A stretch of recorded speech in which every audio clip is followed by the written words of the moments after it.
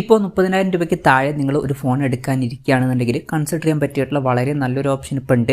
സാധാരണ ഈ ഒരു പ്രൈസ് റേഞ്ചിൽ കാണാത്ത ക്വാഡ് HD റെസൊല്യൂഷനും ltpo എന്നുള്ള ഫീച്ചറും പിന്നെ ഗൊറില്ല ഗ്ലാസ് വിക്ടേഴ്സിന്റെ പ്രൊട്ടക്ഷനും സ്നാപ്ഡ്രാഗൺ 8 Gen 1 എന്ന പ്രോസസ്സറും 150 ഡിഗ്രിയുടെ ഫീൽഡ് ഓഫ് വ്യൂ ഉള്ള അൾട്രാ വൈഡ് ആംഗിൾ ലെൻസും കാര്യങ്ങളൊക്കെ തന്നെ ഇതിൽ വരുന്നുണ്ട്. വളരെ മികച്ച ഫീച്ചേഴ്സുമായിട്ട് വരുന്ന ഒരു സ്മാർട്ട് ഫോണാണ്. പക്ഷേ ഇത് കുറച്ച് പഴയ സ്മാർട്ട് ഫോണാണ്. നമ്മൾ പറയാൻ പോകുന്നത് Realme GT2 Pro എന്നുള്ള സ്മാർട്ട് ഫോണിനെ പറ്റിയിട്ടാണ്. ഈ ഒരു ഫോൺ ഇപ്പോൾ 30,000 രൂപ പ്രൈസ് റേഞ്ചിൽ അവൈലബിൾ ആണ്.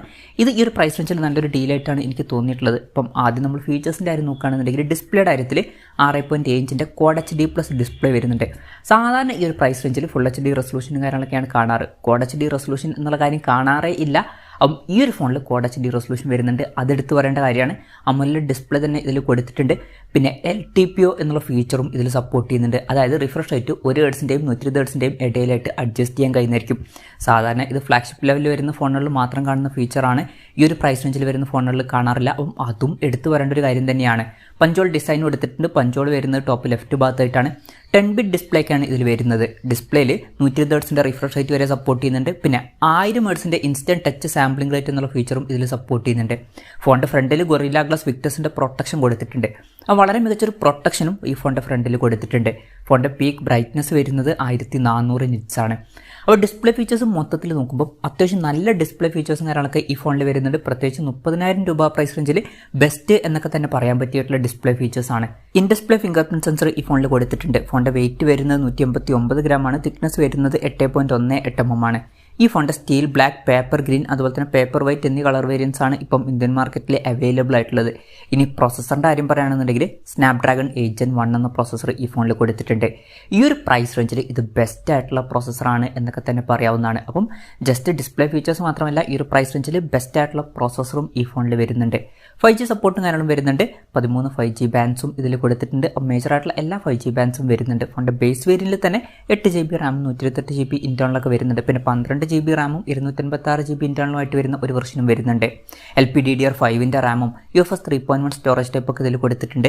NFC എന്നുള്ള ഫീച്ചർ സപ്പോർട്ട് ചെയ്യുന്നുണ്ട്. വേപ്പർ ചേമ്പർ കൂളിംഗ് കൊടുത്തിട്ടുണ്ട് ഫോൺ പെട്ടെന്ന് നീറ്റാതിരിക്കാൻ വേണ്ടിയിട്ട്. പിന്നെ നല്ല വൈബ്രേഷൻ എഫക്റ്റിന് വേണ്ടിയിട്ട് X-ആക്സിസ് ലീനിയർ മോട്ടർ ഇതിൽ കൊടുത്തിട്ടുണ്ട്.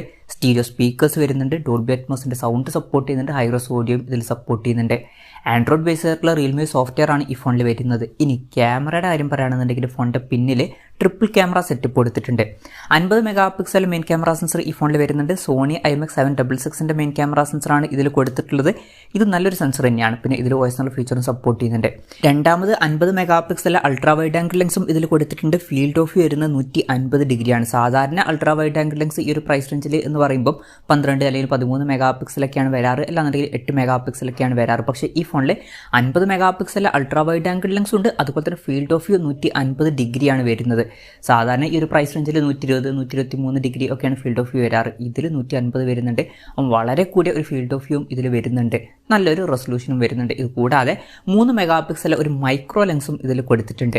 40x സൂമിങ്ങും കാര്യങ്ങളൊക്കെ ഇതിൽ സപ്പോർട്ട് ചെയ്യുന്നതായിരിക്കും. ഇൻട്രസ്റ്റിംഗ് ആയിട്ടുള്ള ഒരു സെൻസറാണ് ഈ ഒരു സെൻസറും. പിന്നെ ഫ്രണ്ടിൽ 32 മെഗാ പിക്സൽ സെൽഫി ക്യാമറ എടുത്തിട്ടുണ്ട്.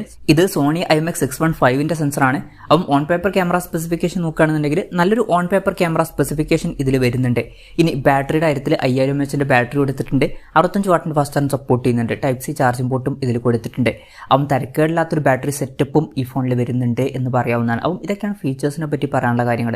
പിന്നെ ഓഫേഴ്സിൻ്റെ കാര്യം പറയുകയാണെന്നുണ്ടെങ്കിൽ ഈ ഫോണിൻ്റെ 8 GB റാം വെർഷൻ ഇപ്പോൾ 30,000 രൂപ പ്രൈസ് റേഞ്ചിൽ കിട്ടുന്നുണ്ട്.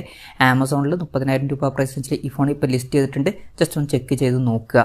പിന്നെ പലപ്പോഴും ഈ ഫോണിൻ്റെ വില 50,000 രൂപ പ്രൈസ് റേഞ്ചിലൊക്കെ ആയിട്ടാണ് കാണാറ്. ആ ഒരു 50,000 എന്നുള്ളതാണ് 30,000 രൂപ പ്രൈസ് റേഞ്ചിലായിട്ട് ഇപ്പോൾ നമുക്ക് കിട്ടുന്നത്. പിന്നെ 12 GB റാം വെർഷനും ഉണ്ട്.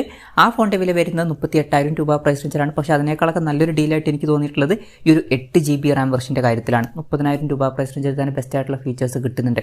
മൊത്തത്തിൽ നോക്കുമ്പോൾ ബെസ്റ്റ് ആയിട്ടുള്ള ഡിസ്പ്ലേ ഫീച്ചേഴ്സ്, ബെസ്റ്റ് ആയിട്ടുള്ള ഒരു പ്രോസസ്സറും കാര്യങ്ങളൊക്കെ വരുന്നുണ്ട്. മികച്ചൊരു ഓൺ പേപ്പർ ക്യാമറ സ്പെസിഫിക്കേഷനും തരക്കേടില്ലാത്ത ബാറ്ററി സെറ്റപ്പും വരുന്നുണ്ട്. അപ്പോൾ 30,000 രൂപയ്ക്ക് താഴെ നിങ്ങൾ ഒരു ഫോൺ എടുക്കാനിരിക്കുകയാണെന്നുണ്ടെങ്കിൽ തീർച്ചയായിട്ടും ഈ ഫോൺ ഇപ്പം കൺസിഡർ ചെയ്യാവുന്നതാണ്. പക്ഷേ ഒരു കാര്യമുണ്ട്, കുറച്ച് പഴയ ഫോണാണ്, എന്നാലും ഫീച്ചേഴ്സ് വളരെ മികച്ച ഫീച്ചേഴ്സാണ് എന്നൊക്കെ തന്നെ പറയാവുന്നതാണ്. എന്തായാലും ഈ ഒരു ഫോണിനെ പറ്റിയിട്ടുള്ള നിങ്ങളുടെ അഭിപ്രായം ജസ്റ്റ് ഒന്ന് കമൻറ്റ് ചെയ്യുക. അതുപോലെ തന്നെ നിങ്ങൾ 30,000 രൂപയ്ക്ക് താഴെ ഒരു ഫോൺ എടുക്കുകയാണെന്നുണ്ടെങ്കിൽ ഈ ഒരു ഫോൺ സെലക്ട് ചെയ്യുമോ എന്നുള്ള കാര്യം കൂടി ജസ്റ്റ് ഒന്ന് കമൻറ്റ് ചെയ്യുക.